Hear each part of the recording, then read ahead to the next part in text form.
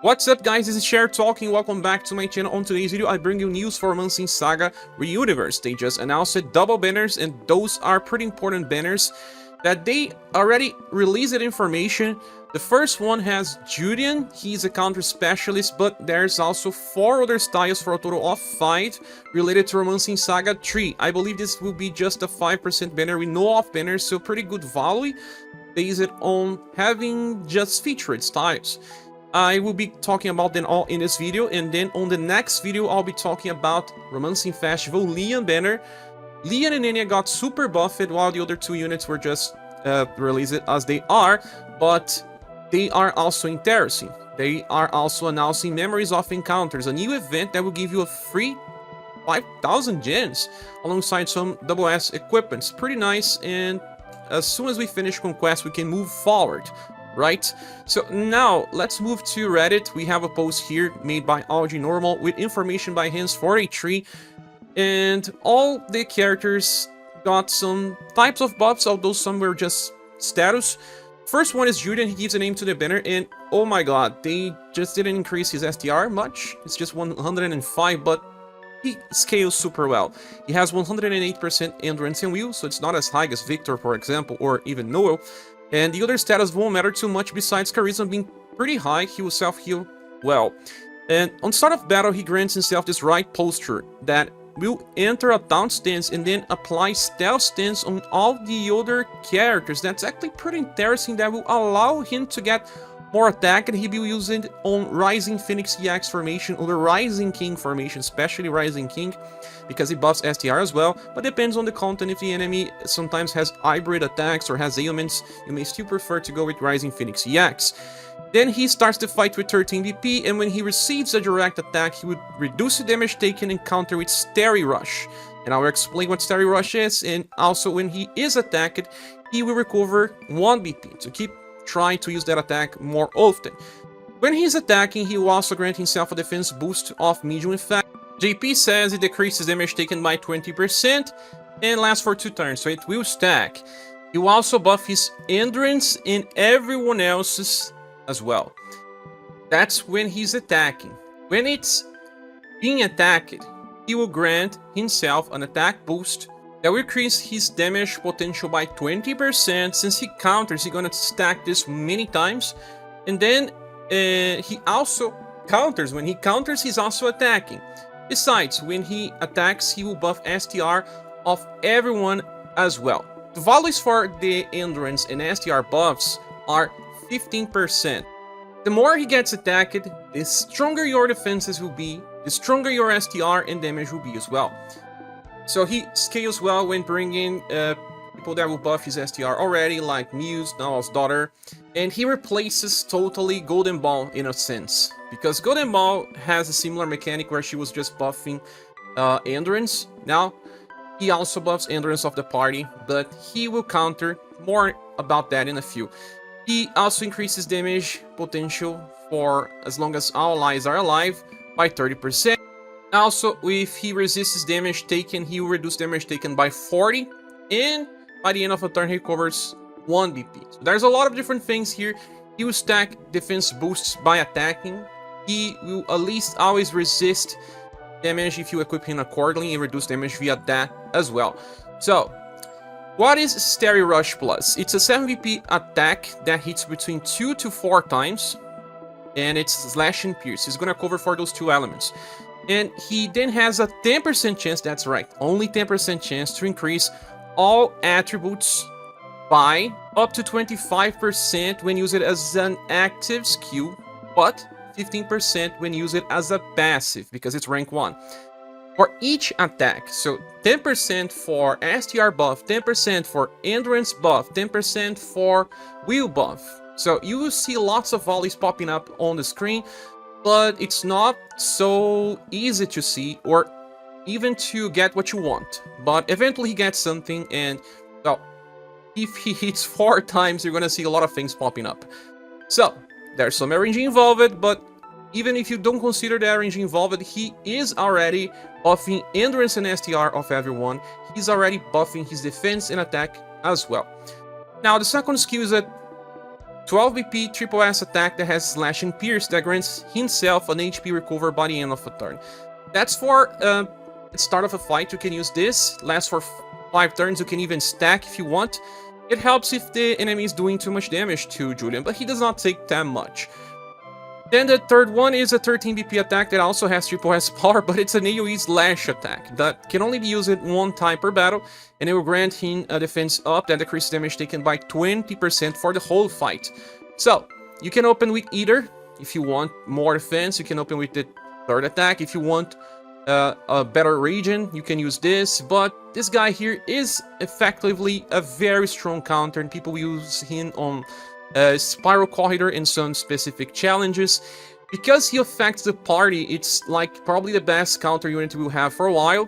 You will get some other people that also has counter mechanics like Joe, but the way that he operates, he stays relevant for the foreseeable future, and it's a very good bet and the, well, best competitor to Bertrand. But even better when just talking about counter. He is an OP grade character in our tier list.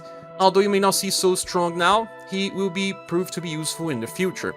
The next one is Thomas, and he is a hybrid with Spear and access to Earth spells.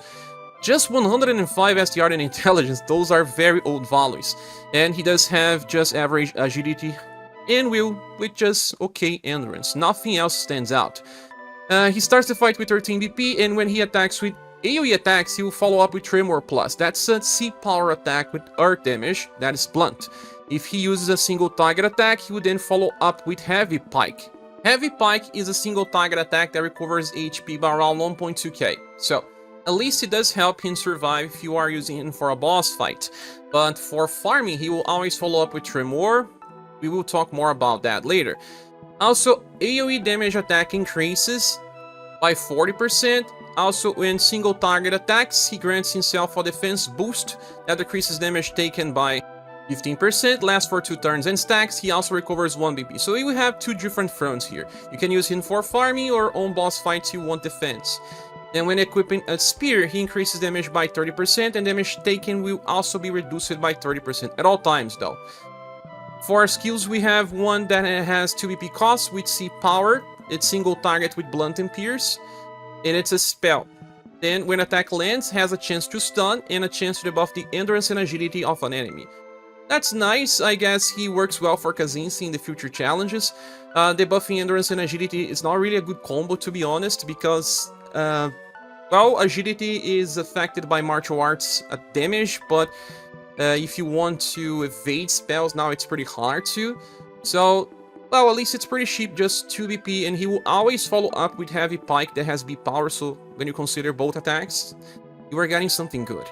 Then, the second skill is a 12 BP triple S power attack that, before attacking, decreases the enemy endurance by, I believe, 30% on max level, and then will also buff on STR by 40% on max level.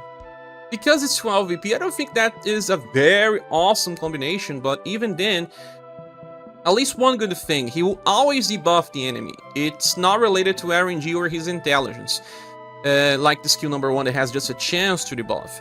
So you get the benefit of that endurance debuff and the benefit of your own STR debuff, and that attack will feel more like a 4S attack, while still helping the remaining characters in your party do more damage because of that endurance debuff. That will probably be cleansed by the fire weakness later, but that's it.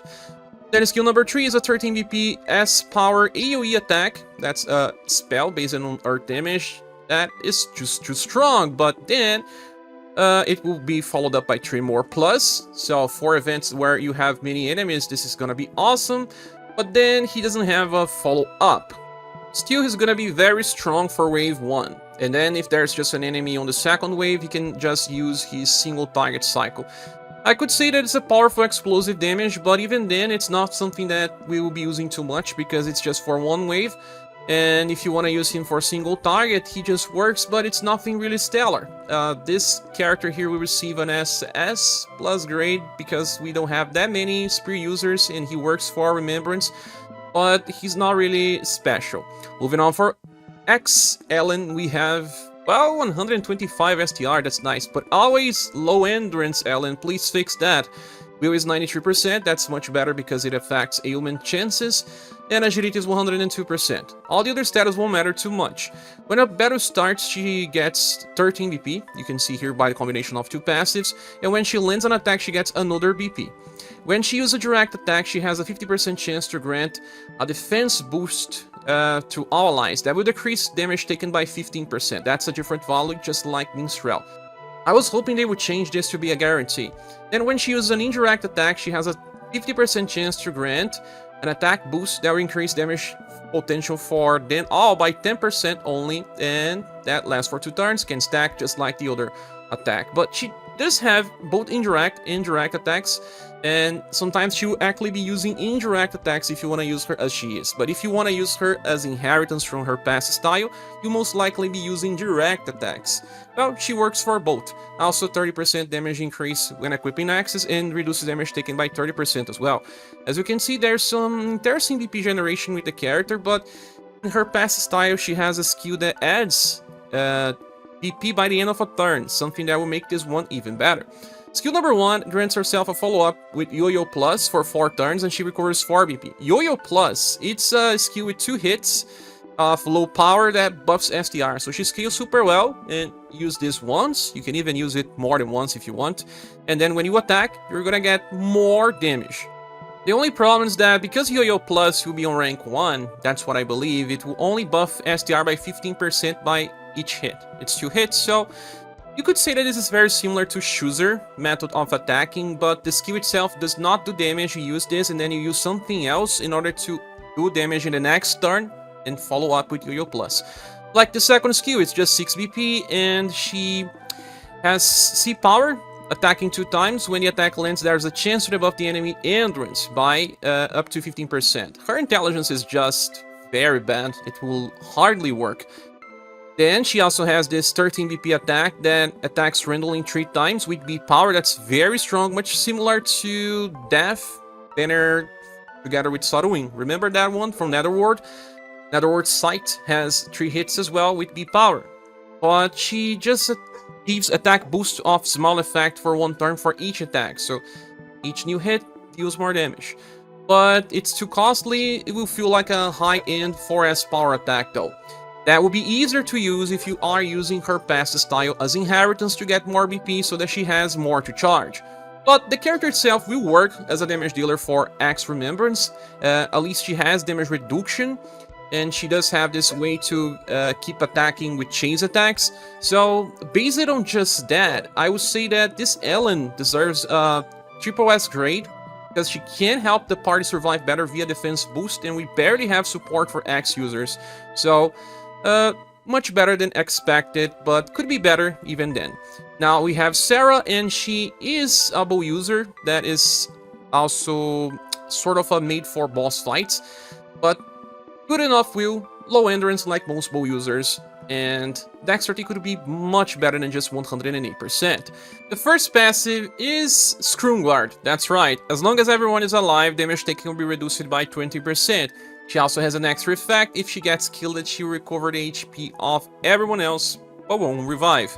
So, much like Sophia passive from the old times. Then when all allies are alive, she will increase the damage for them by 15%, including herself. So, 2 different things that rely on everyone being alive. Then when she's attacked, damage is reduced by 30%, and by the end of a turn she recovers HP. As you can see, yes, someone to be used on Remembrance Battle, but well, let's see the skills. First one, she grants a self 2 BP by the end of a turn, for 4 turns, and recovers her own HP. That's something nice to use, because if you have the other version of Sarah that can heal the party, when you are not healing, you should be using this skill, and you inherit that skill to heal, and then, well, she works much better. Then we have an APP bow attack that's Column, and has Pierce and Sun damage, and it's Blooming Ray from Monica. It buffs dexterity and charisma of all allies and recovers HP of them as well. So, if you don't have inheritance, you can just cycle between skill 1 and 2 all the time. She does not have another way to get PP, so it's just better to keep using this cycle.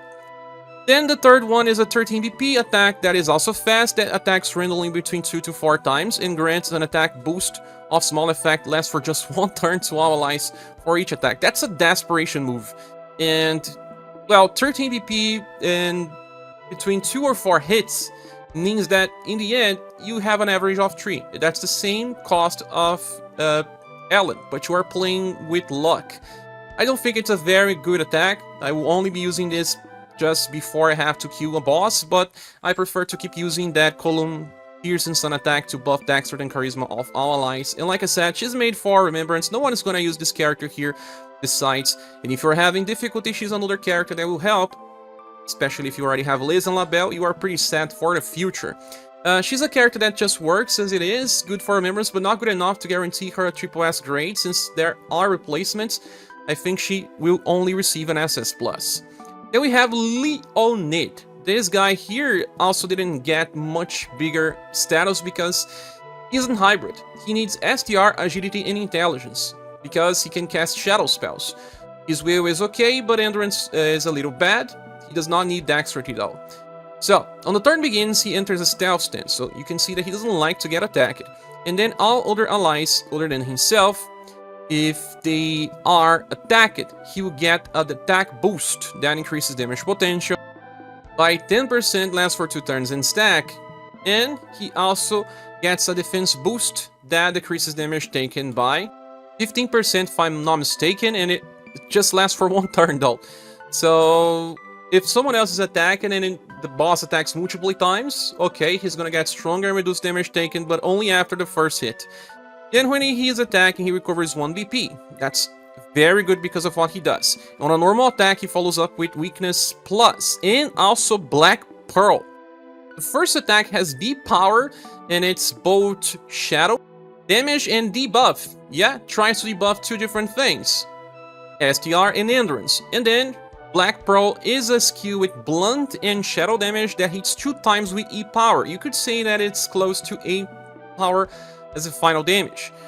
So, normal attack, then a B power attack, then something that gets close to A power. You are getting higher than triple S damage just by using a normal attack with this guy. And he will recover BP 3 times when using this. Also, when he is attacking, he has a 50% chance to follow up again with Euthanize Plus. Euthanize Plus will be useful because Weakness is Intelligence based. Normal attack is based on Agility and STR. Black Pearl is based on Agility and STR. Euthanize also debuffs the enemy Intelligence by, I believe, 20%. And it will buff his own Intelligence by 30. So, it's good because higher Intelligence allow him to have better chances of debuffing and higher damage for Weakness Plus.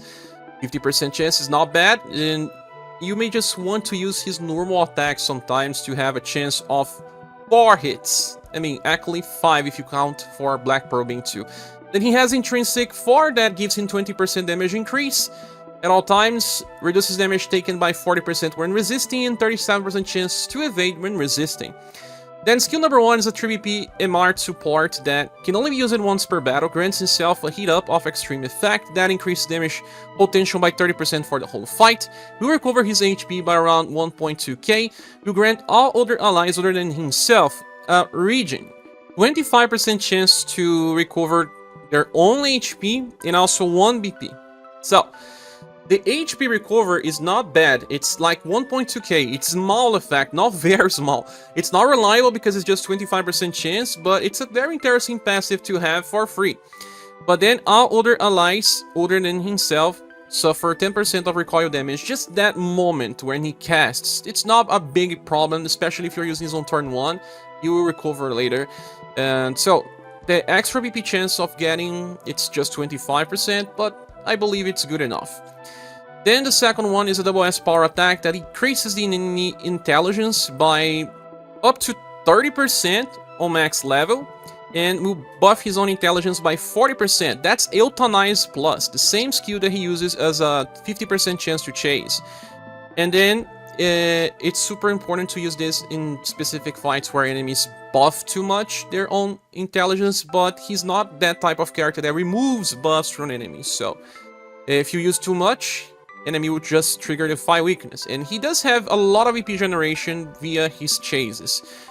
Then we have 10 BP 8 power AoE attack with Shadow and Blood that he stole from Arlush, that has a small chance to apply Poison, Sleep, Confusion, and Instant Kill.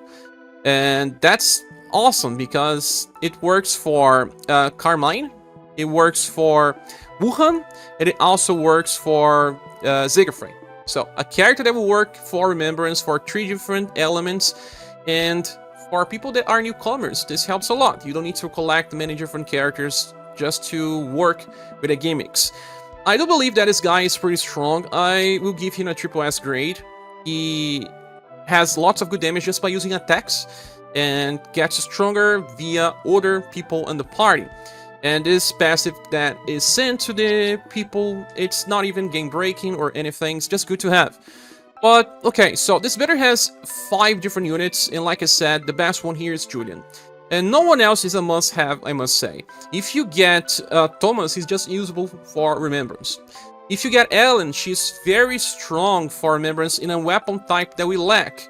And Sarah, that Scrum Guard alone and Dexterity and Charisma buffs are good enough, but I'm not saying that you should be pursuing her unless you're close for a pity. And Leonid is good, although he does have a clash because M-Arts is just easy for Remembrance. Using this guy here as a damage dealer makes sense, even in normal hard challenges, not talking about just Remembrance, so he does have some good value as well. With all that said, I will be giving this banner a silver award because it's 5 characters and all of them has some type of utility. They are not game changing besides Julian, so if you still get him on, I don't know, 1, 2, or 3 pulls, stop there and wait for new banner announcements. There's also Leon banner that may be even better for some people, but Julian is pretty unique on what he does, and some people may want the character right now because, well, no one knows when he's gonna return. With all that said, this is my opinion. What is yours? Please say here on the comment section what do you think about this all, and I see you later on the next one. Bye.